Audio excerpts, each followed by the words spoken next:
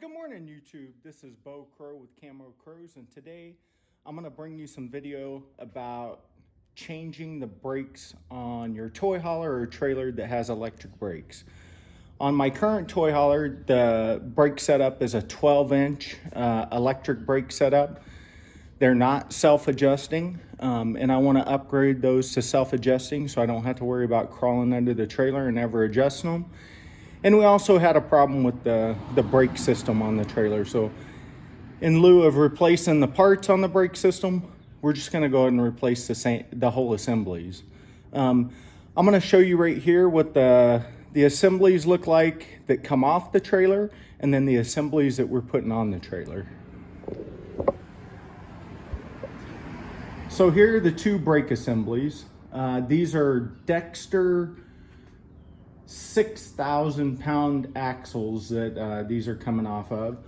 So the mounting holes are 5-bolt, and rather than taking all the brake components off of this and replacing those, I'm just going to replace it with this brand new Lippert 12-inch self-adjusting brake system. And you can tell it's the self-adjusting by the cable that's here. This is your electric brake. Whenever you hit your brakes in your truck, it charges this magnet, it grabs the brake drum, and then that's what actuates the brakes on your trailer.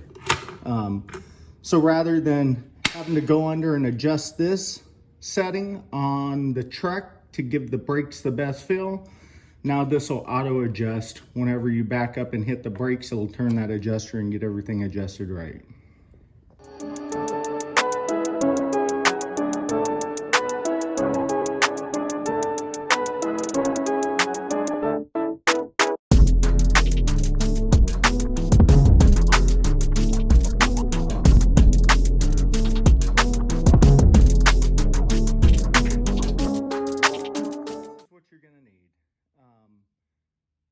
For my Stryker 2613 toy hauler that I'm putting these brakes on, I needed both of these part numbers. One's a left and one's a right.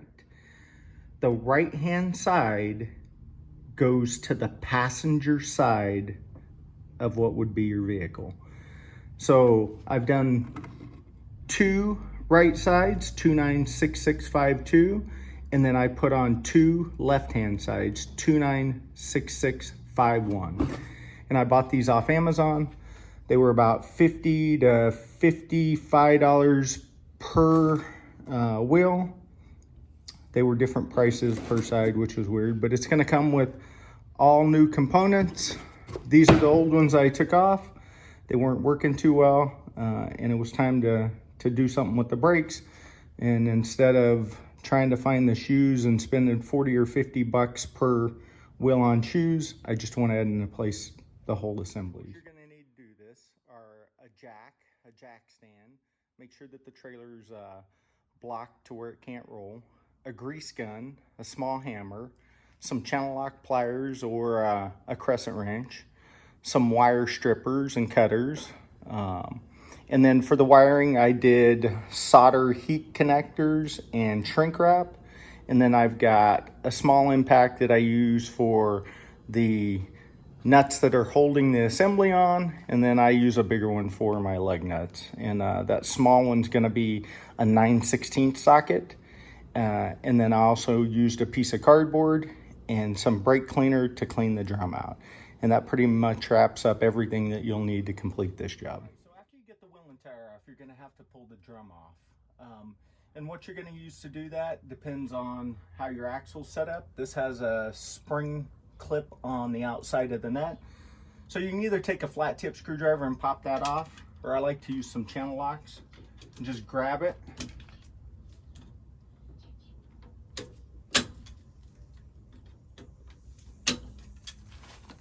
Or not. Just grab that little retaining clip and pop it right off. That goes over the nut to keep it from backing off. And what I do is I take the cap, once I pull it off the drum, and then I put my parts back in this to keep them from getting dirty. So then after you got the retainer off, you're gonna be able to take the spindle nut off. And again, you can use the same channel locks it shouldn't be that tight. You can use a crescent wrencher if you got the right socket. So we're going to go ahead and back this nut off, get it out all the way. And then again, put this nut in the hub cover. All right, now once I got that out, the next thing that's going to come out is the bearing and the spacer. The front bearing, the small one, so we're just going to wiggle it, get it to fall out. Get the spacer and then the bearing, put those in your cap. And then the way I like to do this to keep everything from getting too messy, gloves, because you're gonna get grease everywhere. And then I'll take a piece of cardboard and lay it on the ground beside, so whenever I pull this drum off, I can set the hub on the cardboard. So now we're just gonna slide this off. And then this is what we've got. We've got the inside drum. The seal looks good. Everything looks good on that. If you haven't done it recently, I would get a new seal, pop the bearings out, and pack the wheel bearings. That'll save you some trouble down the road. So now that we've got the drum off, we've got 5 nuts that take a 9/16 socket that bolt the entire brake assembly to the axle. So what I'm gonna do is I'm just gonna grab 9/16 and bust that out real quick with an impact.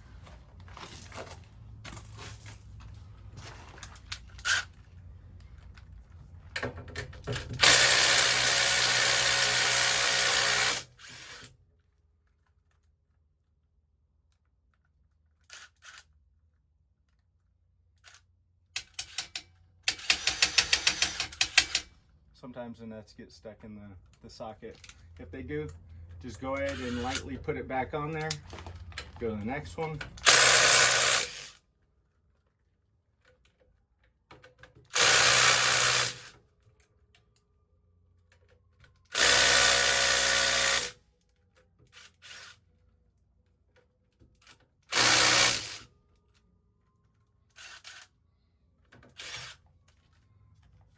So now that we've got all 5 of those off, the whole assembly is going to come off. The only things left on there are the wires that control the brakes. Sometimes it'll be seated on there. Take a little hammer, tap it till it loosens up. Then you can pull it off and you can see where the wires connect. What I like to do is I cut the wires as long as I can, and then I'll strip everything and then solder or shrink it back into place.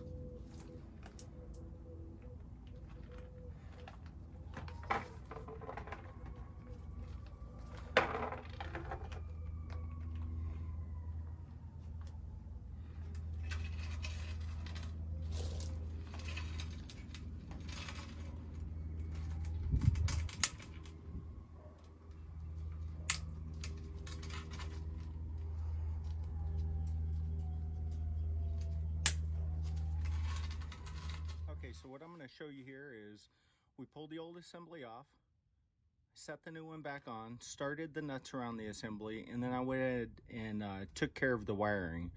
On the wiring, you can connect it however you want to. It doesn't matter which wire goes where. What I like to do is take a solder connector and solder it in, and then shrink wrap over top of it, and then it makes a nice, neat connection to where hopefully in the future it'll prevent brake failures. And I always leave this loose whenever I do the wiring, because if you put this on first and you zip it on, you could have a pinched wire behind there. And if you do that, it's going to cause you a lot of problems. So again, wire it up, set it on, secure it. Once you're done getting the wires connected, then I'll zip tie them to the mounting pad on top of the spring, and then that way they stay up out of the way. And then after that, we're going to go back and we're going to hit these with the impact, get everything tightened up, and then torque those down. And then before we put the brake drum back on, what we're going to do is we're going to clean up all the brake dust. You can check it and make sure that it's not out of spec. You can have it turned if you need to. On this one, I've had it apart recently. I packed the wheel bearings already, replaced the seals. So I'm just gonna go ahead and clean it up and then put it back on. All right, so now once the wires are secure and out of the way, I'm gonna go ahead and tighten these up. And just like anything, kind of stagger which side you're going to, give them a little bit of pressure, and then tighten them down harder as you go.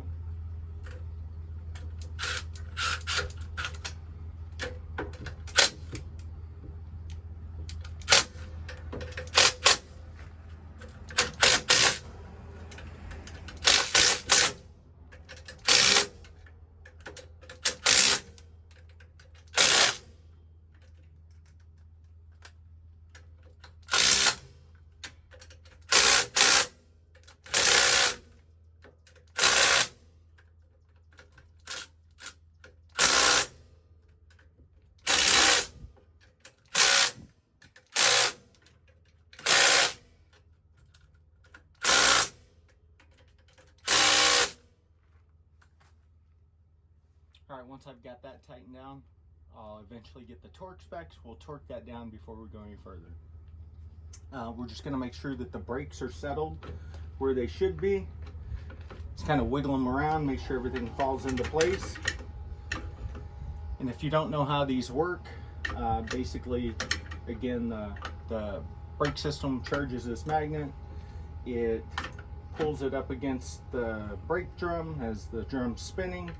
It engages this arm and pulls it back and pushes the brakes out against the drum. So everything's settled into place. We've got our self-adjusting wire in place.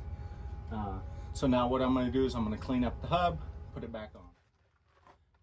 Now I'm going to go ahead and put the hub back on. It's cleaned, it's within spec, everything's prepped. I've packed the wheel bearings recently.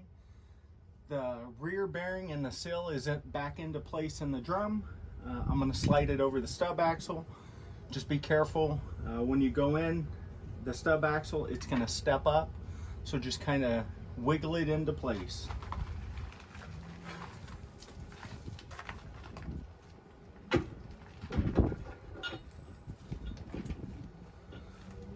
So just like that. Now you're going to come back and retrieve your bearing. All your parts that were in your cover. We're going to go outer bearing first. Wiggle that into place. You've got the washer, retaining washer. Going to put that into place. And then we're going to take our nut and start to screw it into place.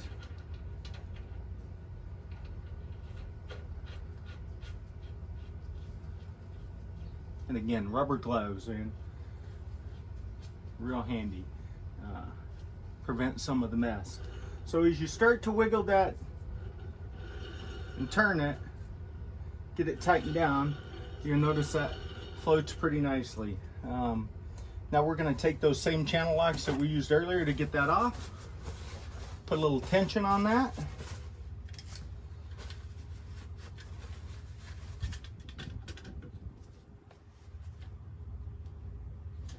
Not a whole lot. You just want it to hold that bearing, the bearings in place. So now once we've got that in place, spin it around, everything looks good. I'm gonna take now and top it off with grease. This is really important. If you're greasing this hub and your hubs are like this, make sure you don't over grease it because it will push the grease out the back seal and get in all of your brake components. So these bearings are packed, everything's in place.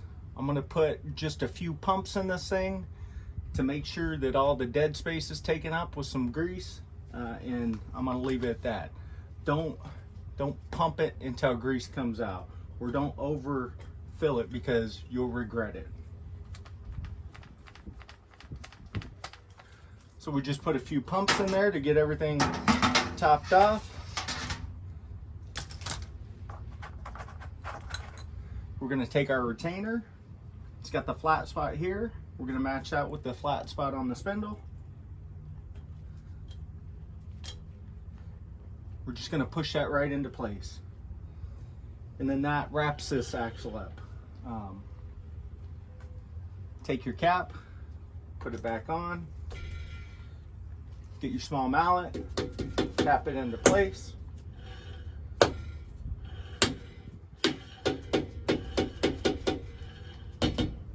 And there we go, it's all done. Well, that wasn't so bad. We got that done in about an hour and a half. All the brakes are now changed, took it for a test drive, went out to a parking lot, backed the trailer up, made sure that to hit the brake controller several times to get those drum brakes to adjust. Everything seems to work good. A big improvement over the brakes that I had on there and the operation that we were getting out of those. Again, Bo Crow with Camo Crow, YouTube, and then you can check us out on Camo Crow's Instagram, and give us a like, subscribe, and thanks for watching.